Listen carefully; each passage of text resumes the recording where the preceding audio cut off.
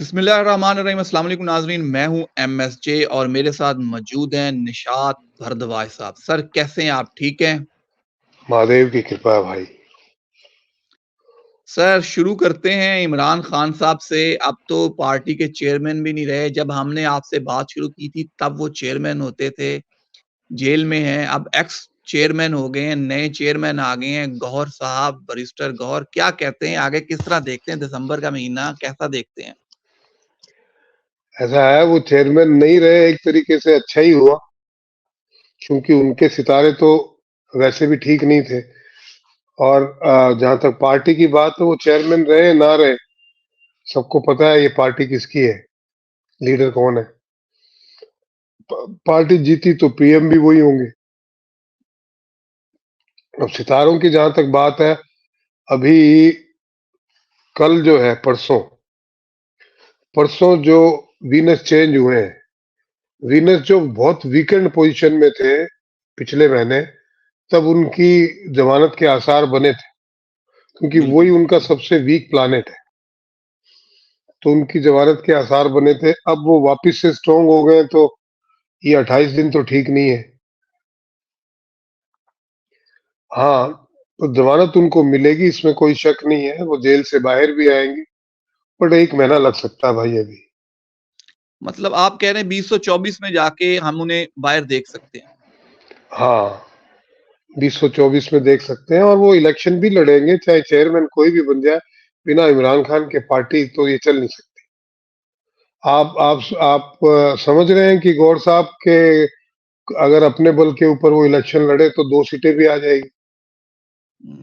लगता नहीं है सर। इस तरह तो बहुत से लोग आए, परवेज खटक है, वो अगर अपने बल पे लड़े तो अपनी सीट नहीं जीत सकते, कोई और लड़े तो वो अपनी सीट नहीं जीत सकते। तो ये पब्लिक को भी मालूम है कि पीटीआई जो है इमरान खान की पार्टी है, वो चेयरमैन रहे ना रहे, ये अभी भी इस तरीके की कोशिश कर रहे हैं कि इसको किस तरीके से इसको इलेक्शन भी लड़ाया जाए और इसको वीक कर दिया जाए, ये जीत भी ना पाए। बट जिस दिन वोटिंग होगी उस दिन अगर फिर फ्री एंड फेयर इलेक्शन हुए तो वोट तो इसी को पड़ेंगे, चाहे आज सर्वे करा लो आप। और अगर फ्री एंड फेयर नहीं हुई, जिसके चांसेस ज्यादा हैं, तो बलवा होगा भाई, क्योंकि शनि जो है पब्लिक को भी रिप्रेजेंट करता है, तो लोग सड़कों पे आएंगे, क्योंकि लोग इतने बेवकूफ अब रहे नहीं जितने इतने सालों से बेवकूफ बना रहे हो। भाई आप देखो, परवेज मुशर्रफ साहब जब तक थे आपके हेड ऑफ द स्टेट, तब तक आपकी इकोनॉमी बढ़िया थी, हिंदुस्तान से ज्यादा प्रोग्रेस कर रहा था पाकिस्तान जीडीपी में। लेकिन जैसे ही ये आपके नवाज शरीफ साहब आए, उसके बाद तो पाकिस्तान गर्त में जाना शुरू हुआ है, और इन्होंने जितने साल ये रहे उतने साल इन्होंने बेड़ा गर्क कर दिया। अब ये खुद बेड़ा गर्क करने के बाद में आके कहते हैं कि हम पाकिस्तान को बना देंगे। किस मुंह से कह रहे हो भाई आप?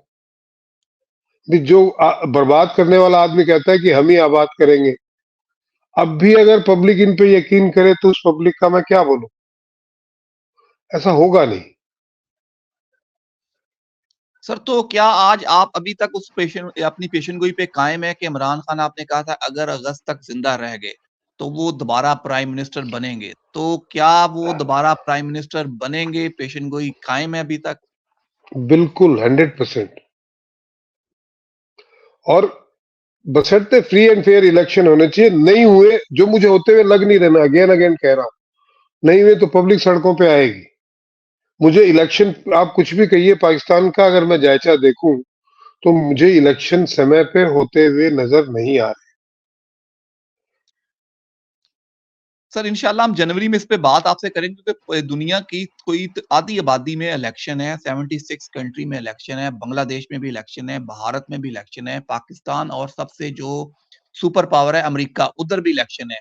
आपसे जरूर पूछेंगे कि वो ट्रंप साहब का जायचा क्या कहता है। इमरान खान साहब आपने कहा प्राइम मिनिस्टर बनेंगे, ट्रंप साहब भी आपको लगता है दोबारा इक़्तिदार में आएंगे? बिल्कुल, ट्रंप ही आएंगे अमेरिका में,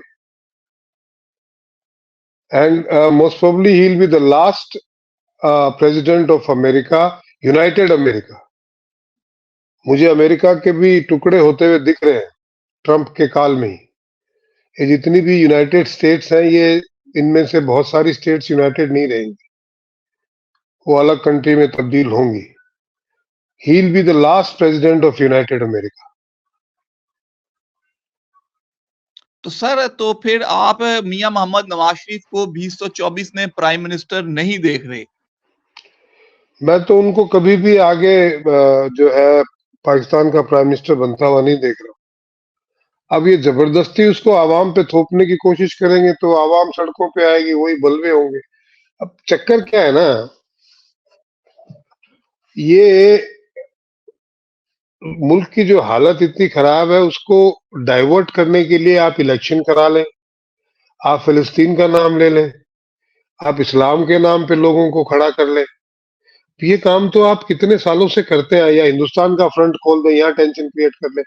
आप देखो, नवाज शरीफ जब तक नहीं आए थे, हिंदुस्तान पाकिस्तान के बॉर्डर पे शांति थी, पीस थी। ये जिस दिन से आए हैं, क्या डील हुई है भगवान जाने। इनकी इनके ऊपर से केस वापस ले लिए, हिंदुस्तान पे जो पीस थी, सीज फायर था, वो खत्म हो गया, और आज रात दिन गोलियां चल रही है। तो ये सारी चीजें डाइवर्ट करने का है, इनकी एक स्ट्रेटेजी के तहत इन्होंने ये जो काम किया है, मैं नाम नहीं लूंगा कि किसने क्या किया, सब जानते हैं। तो उस स्ट्रेटेजी के तहत अगर आप ये फ्रंट खोलते हैं, अफगानिस्तान का आपका फ्रंट खुला ही हुआ है, आवाम को आपने इस तरीके से चारों तरफ से लॉलीपॉप दे दी है। एक तरफ से तो कश्मीर का वापस से आप लॉलीपॉप दे रहे हैं, ऊपर से इस्लाम का एक पकड़ा दिया, फिर एक फिलिस्तीन का पकड़ा दिया, अब अफगानिस्तान के उस बॉर्डर के ऊपर जो टेंशन है उसके ऊपर डाइवर्ट कर रहे हैं। भैया रोटी कहाँ है? आवाम सर को आपने क्या चाहिए? सर आपने अफगानिस्तान का नाम लिया। हमारे एक व्यूअर्स है, उन्होंने आपकी लास्ट वीडियो पे कमेंट भी किया था। वो अफगानिस्तान का फ्यूचर जानना चाह रहे थे कि उनके मुल्क का किस तरह का फ्यूचर है, आगे आप किस तरह देखते हैं उनके मुल्क? देखो, मुल्क 2042 तक, 2042 तालिबान से छूटने वाला है नहीं। और जब तक तालिबान का राज वहां पे रहेगा, अफगानिस्तान का फ्यूचर आप सभी जानते हैं। तालिबान ये तो तरक्की पसंद लोग हैं नहीं, साइंस तरक्की में ये ऑर्थोडॉक्स इस्लाम को मानने वाले लोग हैं। और एक समय ऐसा आएगा कि तालिबान जो है पाकिस्तान को काफर कंट्री घोषित कर देगा। मतलब अफगानिस्तान के ऊपर मालिक रहम करे, वहां के बच्चों पे, वहां की औरतों पे। बट एक 2030-32 के बाद वाहिद एक ऐसी कंट्री रह जाएगी जो कट्टर इस्लाम को मानने वाली रहेगी। बाकी सारी कंट्रियों के अंदर मॉडर्नाइजेशन होना शुरू हो जाएगा, जो इस्लाम को मानते हैं उनमें भी। सर लेकिन अफगानिस्तान, आपको क्या लगता है दुनिया का नक्शा चेंज होने जा रहा है? दुनिया की पावर चेंज होने जा रही है? पावर सेंटर वेस्ट से चेंज होके ईस्ट में आ रहा है। आने वाले 3-4 साल में आप चाइना को बहुत आगे बढ़ता हुआ देखोगे। चाइना और रशिया तो दोनों साथ-साथ आगे बढ़ेंगे? रशिया के बारे में तो मैं नहीं कह सकता, क्योंकि रशिया की इकोनॉमी इतनी खड्डे में चली गई है, जिसको वापस से बैलेंस होने में समय लगेगा। लेकिन चाइना जो है बहुत तेजी से बढ़ता हुआ दिखेगा, और जितनी तेजी से चाइना बढ़ता हुआ दिखेगा, उतनी तेजी से अमेरिका घटता हुआ दिखेगा।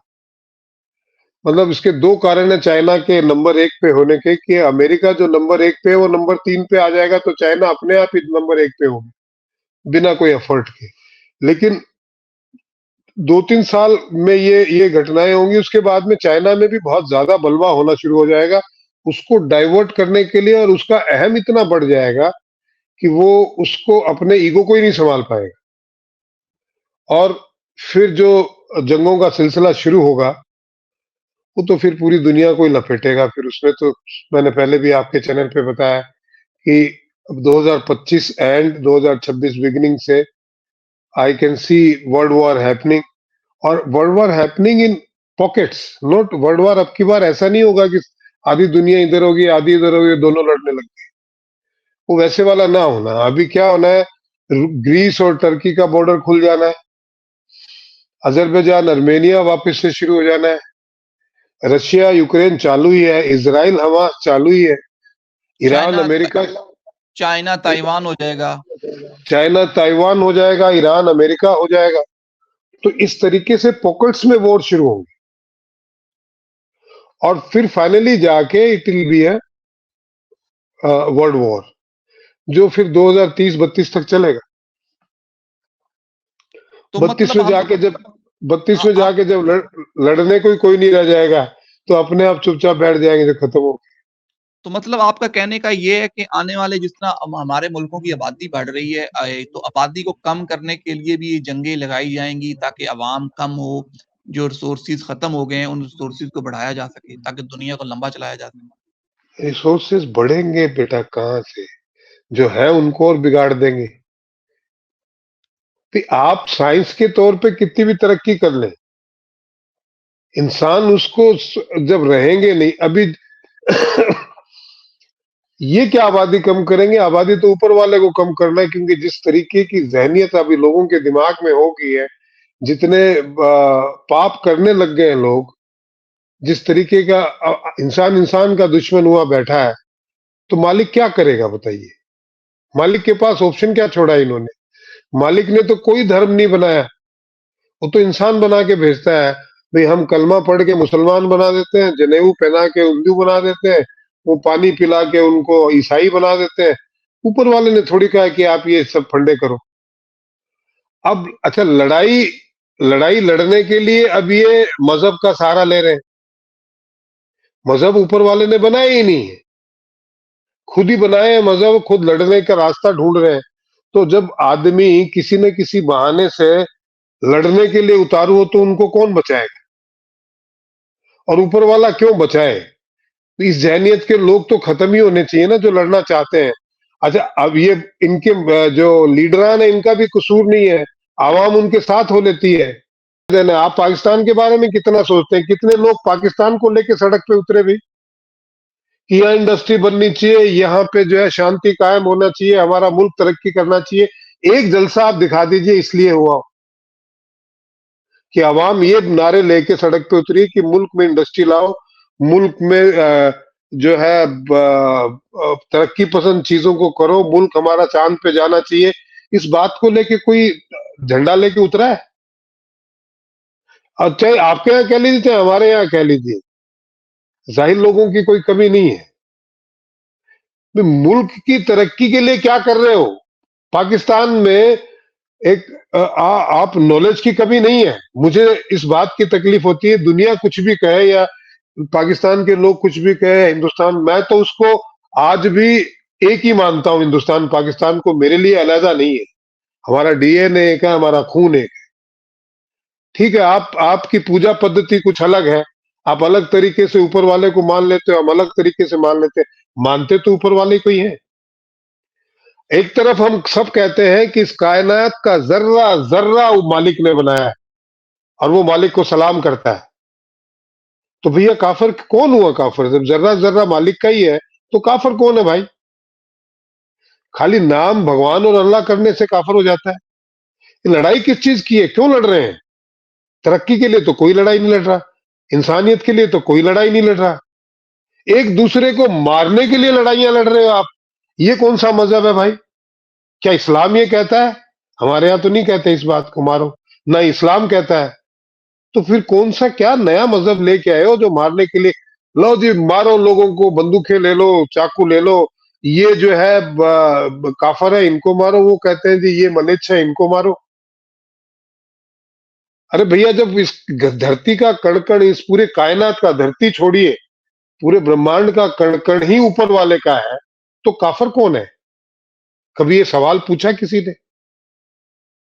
आप कह दो जी वो काफर है। कौन काफर है? सब तो ऊपर वाले के हैं। सब मानते हैं ऊपर वाले को, अलग अलग तरीके से मानते हैं बस। तो तरीका गलत होने से मतलब ऊपर वाले को नहीं मानते हैं वो। अरब की लैंग्वेज में अल्लाह बोलते हैं, वो अरबी में बोलते हैं। आपके हमारे उर्दू में खुदा बोलते हैं, और हिंदुस्तानी में भगवान बोलते हैं। फर्क क्या है तो एक ही वो। और आप बोलो जी आप अल्लाह नहीं बोल रहे इसलिए आप काफिर हो गए। क्या है बकवास है यार। और फिलिस्तीन वाले खाना देने को आ रहे हैं, फिलिस्तीन का चूरन पकड़ा रहे हैं।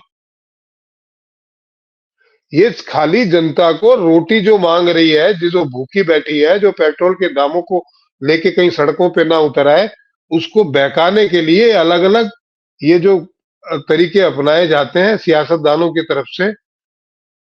अब हमारी जनता भी भाई माशाल्लाह समझदार है इतनी, वो हर बार एक झुंझुना बजाने लगती है। नवाज शरीफ ने क्या किया पाकिस्तान के लिए भाई? अब वो आके बोल रहा है मैं पाकिस्तान को ठीक कर दूंगा, फिर उसके पीछे हो लिए जलसों में नवाज शरीफ जिंदाबाद। आपकी सर बहुत हिस्ट्री में देखिए, ये आदमी बेवकूफ जरूर है, सियासतदान नहीं है इमरान खान, और हिंदुस्तान की तो इसने खिलाफत ही की है, तो मेरा इससे कोई विशेष ऐसा प्रेम जैसी बात नहीं है। अब जो हमारे देश की खिलाफत करेगा तो मेरा प्रेम उससे कैसे हो सकता है? लेकिन पाकिस्तान के लिहाज से देखूं, पाकिस्तान भी मुझे अपना ही देश लगता है, आप यकीन मानिए। भले ही आपने लकीरें खींच दी हो, ऐसे लकीरें खींचने से मुल्क नहीं बन जाते। और जब मैं पाकिस्तान के लिहाज से देखता हूं तो आपकी हिस्ट्री में सबसे ईमानदार पीएम है, तो जी, जी सर। पाकिस्तान के लिए अच्छा है। बिल्कुल। बिल्कुल और सर, ये बहुत अगर शुक्रिया आपका। आज आपने इतने अपने कीमती समय से हमें वक़्त निकाला। आप बहुत मसरूफ़ थे, आपने फिर भी टाइम दिया पाकिस्तानी अवाम के लिए। आपके चाहने वाले पाकिस्तान में बहुत है। बस एंड पे कोई पैगाम हो, कोई मैसेज हो, ज़रूर शेयर कीजिएगा। एक तो मेरी आपसे इल्तिजा है कि ये बच्चा बहुत मेहनत करता है। मेरे जैसे ही आदमी के पीछे 10-10 दिन पड़ा रहता है तो एक दिन का टाइम मिलता है, थोड़ा व्यस्त होने के कारण। तो इस चैनल को सब्सक्राइब करें, शेयर करें, कमेंट करें, और इस चैनल को आगे बढ़ाने के लिए इसकी मदद करें। ये आप ही का आदमी है। दूसरी बात, मैं आप लोगों से ये इल्तिजा करना चाहूंगा, इंसान कैसे तरक्की करे, पाकिस्तान कैसे तरक्की करे, पाकिस्तान में इंडस्ट्रीज कैसे आए, पाकिस्तान के लोगों को स्कूल कॉलेज, एक भी ढंग का कॉलेज नहीं है, तो बच्चे जो हैं पढ़े लिखे कैसे? जब पाकिस्तान तरक्की करेगा तो पाकिस्तान में जो इस्लाम है वो अपने आप तरक्की कर जाएगा भाई। इस्लाम को 16वीं सदी का मत बनाओ, उसे 23वीं सदी में लेके आओ। अब पाकिस्तान, आपकी आने वाली पीढ़ी के बारे में सोचो। आज आप झंडा बुलंद कर रहे हो अलग अलग तरीकों से, आप एक बार पाकिस्तान का भी झंडा उठा लो भाई, कि इस मुल्क को कैसे तरक्की करें, ये भी कोई जिम्मेदारी उठाए। मतलब टर्की की जिम्मेदारी आपकी, अमेरिका की आपकी, फिलिस्तीन की आपकी, इंग्लैंड की आपकी, सब जगह आप इस्लाम के पैरोकार बने हुए। पाकिस्तान की जिम्मेदारी किसकी है भाई? वो कौन उठाएगा? वहां के मुल्क तो एक बार भी पाकिस्तान के साथ खड़े नहीं हुए। जब आपका 71 में पाकिस्तान टूटा तो किसी मुल्क ने आके वहां अपने अपने मुल्क में कहीं जलसे किए? आज जब आपके यहाँ पे इतनी बुरी हालत हुई, इमरान खान को हटाया गया और जबरदस्ती अमेरिका ने हटाया, सबको मालूम है, किसी ने झंडा बुलंदी की पाकिस्तान के लिए? आज जब आप भूखे मर रहे हैं, आपके पेट्रोल की कीमतें बढ़ रही हैं, वहां पे जनता त्राहीमाम है, आवाम जो है बहुत पिस रही है, किसी ने, किसी मुल्क ने ये झंडा उठाया कि पाकिस्तान की जनता की सहायता करो? आज आपके जो वजीर आजम और वो लोग बेचारे पैसे मांगते मांगते घूम रहे थे, कोई पैसा देने, किसी ने झंडा उठाया किसी मुल्क ने? रहम करो भाई अपने आप पे, प्लीज। सर बहुत सर बहुत शुक्रिया, आपने बहुत अच्छा मैसेज दिया, लोगों तक पहुँचाया। इंशाअल्लाह हम आपको फिर गाए-बगाए तंग करेंगे, आपसे टाइम लेते रहेंगे। सर बहुत शुक्रिया। मुझे और निशात भारद्वाज सबको दीजिए इजाज़त। अल्लाह हाफ़िज़।